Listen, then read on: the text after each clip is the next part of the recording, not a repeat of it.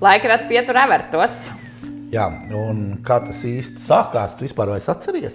Man īstenībā vajadzēja diezgan padomāt, lai vispār tu atceries. Tas ir jau tik sen, tas viss ir sācies. 10 gadi. Ne, vispār jau 11. Kad sākām par to domāt. Jā.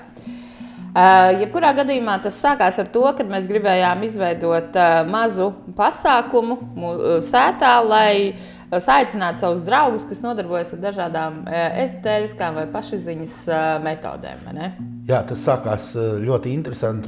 Mēs gulējām uz zālīte un spriedām, ka mums vajag tādu pasākumu savākt visus savējos. Un tas izvērtās ar to, ka nākošajā gadā mēs uzņēmāmies, bijām tikko pirte uzcēluši un uzņēmāmies to, ka vācam, kā būs, tā būs, savējos visu. Tie savējie izvērsās par 250 cilvēkiem, man liekas, pirmā gadā. Tas pirmais gads bija tāds, jā. Kad jaunieši vēl domāja, kad iedomājies, viņi visi ir skaidrā.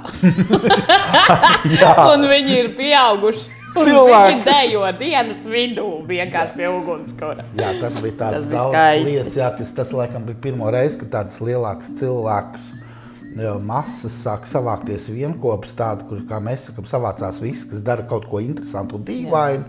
Jā, tagad jau tas pēc šiem 10 gadiem ir palicis, man liekas, daudz tā pašsaprotamāk, jā, bet tajā laikā tas bija interesanti. Jā, un tā arī radās tas nosaukums labu ļaužu sanākšana.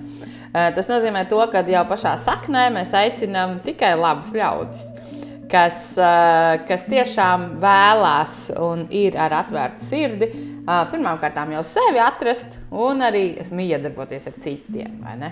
Jā, interesanti ir tas, ka ļoti daudz cilvēku arī tā gadu no gada arī brauc uz šos pasākumus. Ir tādi, kas ir bijuši visus gadus, ir tie, kas kādu gadu varbūt kaut kur izlaiž vai nav, bet ir ļaudis un katru gadu viņi ņem kādu līdzi vēl. Gan caur viņiem nāk šie meistari dažādi klāt un gan arī paši cilvēki, ja, kur saka, kad atbrauc, žēl, kad es nebiju pirmos 5 gadus. Ja, vai, katrs atbrauc tieši tajā laikā, kad viņam ir jāatbrauc, vai ne? Bet ar ko mēs varam secināt, kad cilvēki pasaulē paliek arvien vairāk un vairāk. Tie, kas domā pozitīvi, tie, kas domā, ko var saukt par labiem ļaudīm, vai ne? Jā, katram ir savu labo ļaužu. Es tagad domāju par taviem vārdiem, kā var noteikt, vai es esmu labais ļaudis. Ja? Tātad, ja cilvēks ir atvērts un viņš ir gatavs kaut ko teikt, dalīties, ņemt, ja, jo mums pārsvarā šī pasaulē tad izveidzies, ka visi grib ņemt, bet maz grib dot. Tad šeit ir tieši tā, ka ir ļoti daudz šī saikne dot. Ļoti bieži ir tas jautājums, kam tad tas pasākums īsti domāt. Ja? Vai tiešām es kā parasts lauka cilvēks vai pilsētas puisis var atbraukt uz šo pasākumu? Jā. Tas ir ļoti bieži jautājums, kas tiek uzdots. Jā, un tas visbiežākā atbilde ikvienam. Ikvienam šeit būs ko darīt. Pirmām kārtām jau šeit var darīt neko. Vienkārši atbraucot, esot šajā vidē. Šeit būs gan 2 kafejnīcas, kurās var iegādāties sev maltīti. Jūs varat vienkārši gulēt saulītē un klausīties, kā tālumā skan gongu skaņas.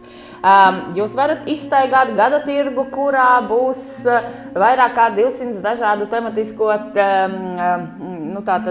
visu kaut ko labu varēs nopirkt. Tad ir meistarklases 9 runātavās notiek meistarklases. Tev vienā liekas neuzrunās šis stāsts, tu aizej uz kādu citu. Un vēl arī dažādi konsultanti, pie kuriem vienkārši var aiziet tāpat vien parunāties. Vislāk sakot, var vazāties apkārt un darīt to, ko tu te gribi. Ja? Tā kā principā ir diezgan brīva un vienkārši atmosfēra, jo ļoti daudz arī sākumā ir tīpaši tie, kas nav bijuši šādos pasākumos, viņi tā baidās, ko es tur, kā tur. Es paklausies no maliņas, tev jau nav jānesās iekšā diskusijās vai jautājumos, pavēro vienu meistaru, otru meistaru, gan jau tu atradīs, ja ne, parunās vienkārši satiks labas cilvēks, kas šeit arī tā ir, gan ar bērniem, gan paši atbraukuši un vienkārši labu laiku pavadīšanas. Labu laiku pavadīšanas. Festivāls. Festivāls.